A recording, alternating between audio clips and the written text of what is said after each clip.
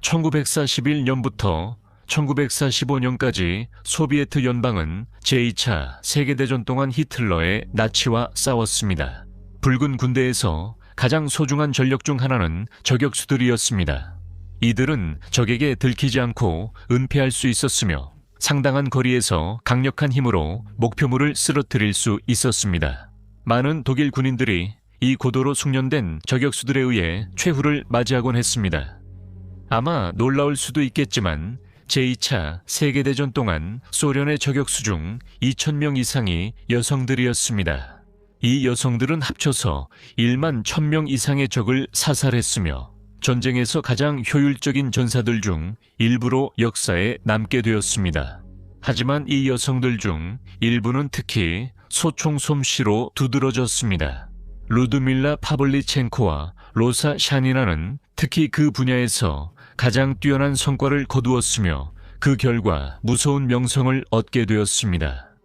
오늘 우리는 이 치명적인 여성 저격수들의 삶과 업적을 살펴보고 제2차 세계대전 중 그들의 피비린내 나는 전투 이야기를 나누겠습니다.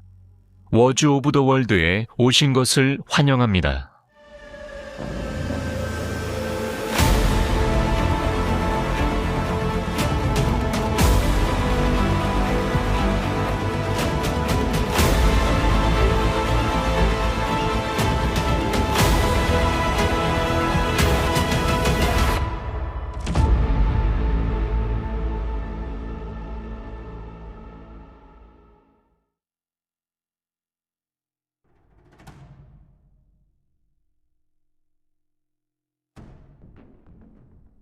그렇다면 왜 소련은 특히 그 당시 대부분의 군대가 거의 전부 남성으로 구성되어 있었음에도 불구하고 여성 저격수로 병력을 채우기로 선택했을까요?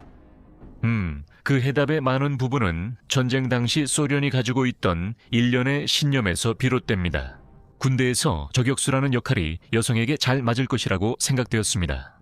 저격수는 임무를 수행할 때 많은 인내심과 신중함, 그리고 정확성을 보여야 했기 때문입니다. 이 모든 특성들은 소련 러시아에서 여성성과 동의어로 여겨졌고, 그래서 붉은 군대는 총 2,484명의 여성 저격수를 고용했습니다.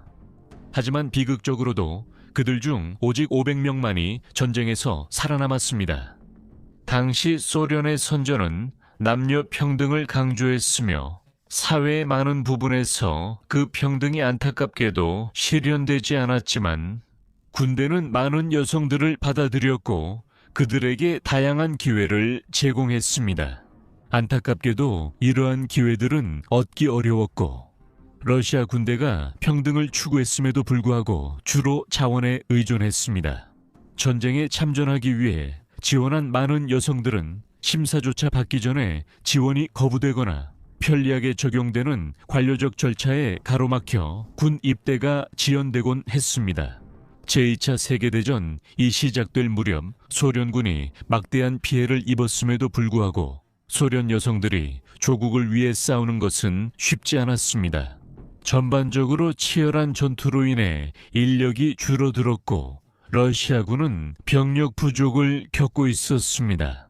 이로 인해 많은 젊은 여성들이 나치와 싸우겠다는 뜨거운 열정을 갖게 되었지만 이들은 붉은 군대를 위해 싸울 준비가 된 수많은 남성 병사들에 비하면 바다에 떨어진 한 방울에 불과했습니다.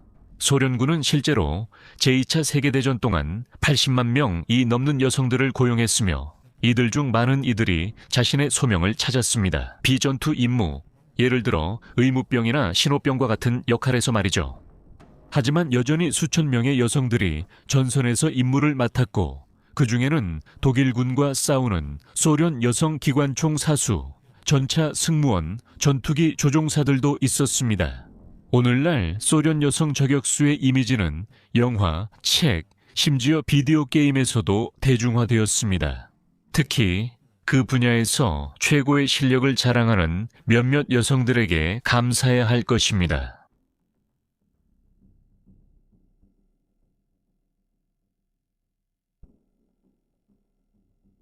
알리아 물다골로바는 1925년 오늘날의 카자흐스탄에서 태어났으며 그녀는 업적으로 역사에 남을 여성 저격수 중 한 명이었습니다.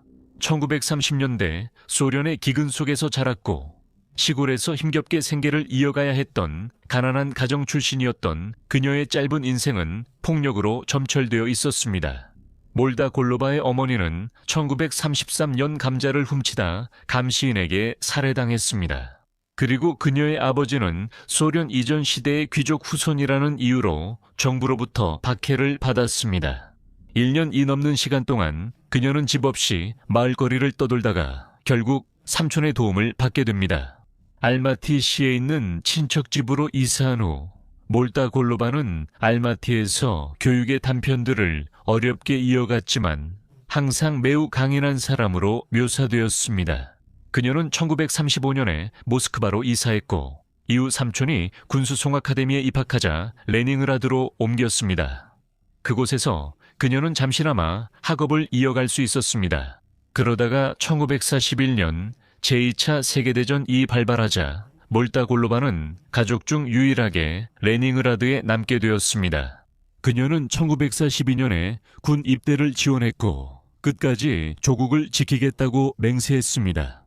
몰다골로바는 17세의 어린 나이에 모스크바 근처에 있는 중앙여성저격수 훈련학교에서 저격수가 되기 위한 훈련을 받았습니다.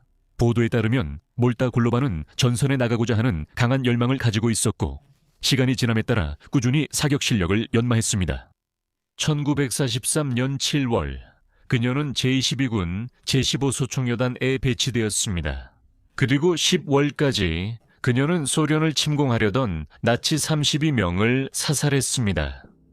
함께 복무했던 저격수 동료가 쓴 회고록에서 그녀는 예외적인 두려움 없음을 보였다고 묘사되었습니다. 그녀는 파시스트들을 물리쳤을 뿐만 아니라 부상당한 전우들을 전장에서 직접 업어나와 응급처치까지 했습니다. 비극적으로도 불과 18세의 나이에 몰다골로바는 저격수로서 91명의 확인된 적을 사살한 후 전사했습니다. 카자치카 마을 근처에서 독일군의 방역을 막으려던 중 그녀는 지뢰 파편에 팔을 다쳤습니다. 이 공격으로 인해 그녀는 근접 전투에 휘말리게 되었고 다가오는 독일 장교를 사살하는 데는 성공했지만 결국 지뢰로 인한 부상으로 목숨을 잃고 말았습니다. 1944년 6월 몰다골로바는 사후에 소련 영웅 칭호를 받았고 레닌 훈장도 수여받았습니다.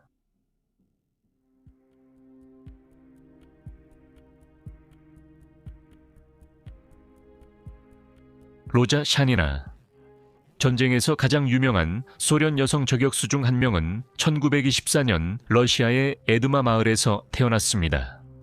샤니나는 7남매와 3명의 입양 고아 중 한 명이었으며 베레즈니크 마을에서 교육을 시작했습니다. 부모님의 뜻을 거스르고 그녀는 중등 교육을 받으려고 시도했으며 14살에 집을 떠나 아르항엘스크 대학에서 공부하려고 했습니다. 학비를 마련하기 위해 유치원에서 일하면서 그녀는 1942년에 졸업했는데 그때는 이미 소련이 전쟁의 소용돌이에 휘말려 있었습니다. 샤니나의 오빠 미하일은 1941년 악명 높은 레닌그라드 포위전 중에 사망했습니다. 이 상실에 큰 슬픔을 느낀 샤니나는 직접 군에 입대하기로 결심했고 결국 군사훈련을 위한 사법부 프로그램에 입학하게 되었습니다. 1942년 6월에 그녀는 고급 훈련을 받기 전에 자신의 실력을 연마하기 위해 지역 사격장에 다녔고 곧 모스크바에 있는 중앙여성저격수훈련학교에 입학하게 되었습니다. 샤니나는 훈련을 잘 마쳤고 우등으로 졸업했습니다. 그녀는 이후 184 보병사단의 일원이 되어 동료 여성 저격수들과 함께 저격수 소대에 배치되었습니다. 샤니나는 즉시 자신의 실력을 입증했지만 첫 독일군 병사를 사살한 후 한 남자의 생명을 빼앗았다는 생각에 공포에 질려 움찔했습니다. 동료들은 그녀에게 이 파시스트 침략자들과 전쟁을 벌이는 이유를 상기시켜 주었습니다. 그리고 그녀는 곧 자신이 냉정하게 적을 죽이고 있으며 자신의 행동에서 삶의 의미를 발견했다고 썼습니다. 샤니나는 곧 자신의 소대장이 되었고 1944년사 월 그녀의 공로로 영광 훈장 3등급을 받았습니다. 전쟁이 진행될수록 샤니나의 실력은 더욱 강해졌습니다. 그녀는 자신의 경력 동안 50명 이상의 확인된 적을 사살한 것으로 알려져 있으며 대정역수 전술을 사용해 적의 저격수를 제압했습니다. 그리고 샤니나는 독일 병사들의 영토에 몰래 침투해 그들을 하나씩 제거하며 독일 병사들을 능숙하게 속이기도 했습니다. 샤니나는 전선에 최대한 많은 화력을 제공하기 위해 끝까지 결연한 태도를 유지했지만 결국 1945년 초 동프로이센 공세에서 독일군이 징역을 강화하려는 시도에 압도당하고 말았습니다. 샤니나의 마지막 일기에는 독일군의 공격이 거세질수록 자신이 끔찍한 죽음에 점점 더 가까워지고 있다는 사실이 기록되어 있었고 결국 그녀는 목숨을 잃게 됩니다. 1월 27일 근처에서 포탄이 폭발해 샤니나의 가슴이 찢어졌고 그녀를 살리려는 시도에도 불구하고 결국 부상으로 사망하게 됩니다. 샤니나는 1960년대 내내 소련 언론에서 사후에 연계를 받았습니다. 아르항엘스크주 전역의 거리들이 그녀의 이름을 따서 명명되었고 이 지역의 스포츠 단체들은 로자 샤니나 상을 놓고 스키 경주를 개최합니다.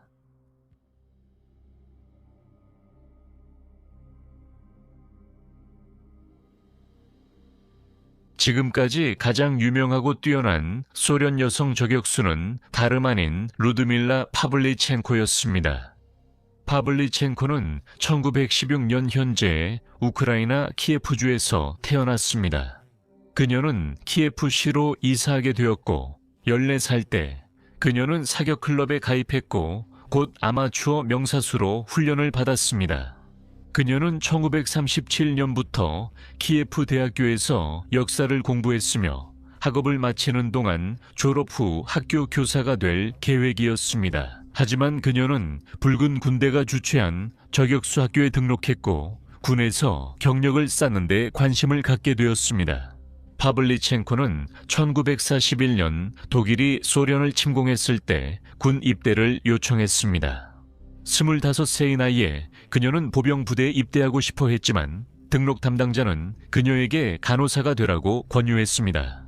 파블리첸코는 거절했고 결국 저격수로 받아들여졌습니다. 그녀는 폭넓은 훈련을 받았기 때문에 25 소총사단에 합류했고 처음에는 참호와 통신로를 파는 임무에 배정되었습니다.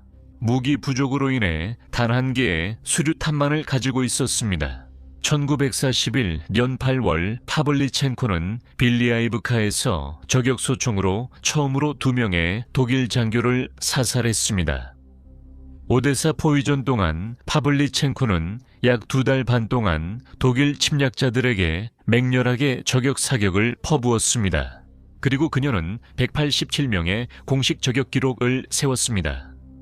이후 몇 달 동안 그녀의 손에 추가로 100명의 나치가 목숨을 잃었고 나치가 오데사를 점령했을 때 그녀는 상사로 승진하게 됩니다. 1941년 10월 파블리첸코는 세바스토폴로 철수하여 세바스토폴 포위전 동안 도시를 방어하면서 붉은 군대를 위한 신참 저격수들을 훈련시키기 시작했습니다. 파블리첸코는 독일 병사 100명 이상을 추가로 사살하게 됩니다. 그리고 전쟁이 끝날 무렵 파블리첸코는 309명의 나치 침략자를 사살한 것으로 알려져 있습니다. 그리고 그녀가 사살한 목표물 중 36명은 적의 저격수였습니다. 파블리첸코의 실력은 그 정도로 뛰어나서 그녀는 심지어 홍보 투어에도 나서게 됩니다. 미국과 캐나다를 방문했습니다. 그리고 그녀는 미국 대통령에게 환영받은 최초의 소련 시민이었습니다. 그녀는 1942년에 프랭클린 디 루스벨트 대통령을 만났습니다.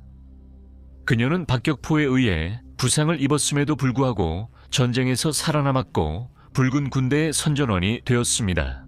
그녀는 저격 실력 때문에 레이디 데스라는 별명을 받았으며 전쟁이 끝날 때까지 신병들을 계속 훈련시켰습니다. 전쟁이 마침내 끝났을 때 파블리첸코는 대학 교육을 마치고 역사가가 되어 소련 군사 역사를 연구하게 되었습니다. 1974년 58세의 나이로 류드밀라 파블리첸코는 뇌졸중으로 세상을 떠났습니다. 그녀가 받은 많은 영예와 상 중에는 레닌 훈장 2개, 소련 영웅 칭호, 그리고 오데사와 세바스토폴 방위 훈장이 있습니다. 현대에 들어서 류드밀라 파블리첸코는 2015년 영화 세바스토폴 전투에서 영원히 기억되고 있습니다.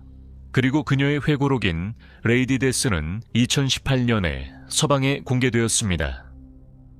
소련의 여성 저격수들은 독일군의 소련 침공 당시 수천 명의 독일군을 사살했지만 그들 중 극히 일부만이 전쟁 전체를 살아남을 수 있었습니다. 그들 중 많은 이들은 앞으로의 인생이 창창한 젊은 여성들이었으나 너무 이른 나이에 잔혹하게 목숨을 잃었습니다. 그들이 연합군이 제2차 세계대전에서 승리하는 데 기여한 노력은 국제 역사에 길이 남았습니다. 하지만 오늘 우리가 만난 세 여성은 결코 혼자가 아니었습니다. 파블리첸코, 샤니나, 말다 골로바와 함께 펼쳐졌던 수천 개의 이야기가 이제는 비극적으로 기록 보관소에 사라졌습니다. 하지만 우리가 전쟁에서 싸우고 죽고 살아남은 이들에 대해 알고 있는 사실만으로도 충분히 매혹적이고 존경심을 불러일으킵니다. 오늘 영상을 시청해 주셔서 감사합니다.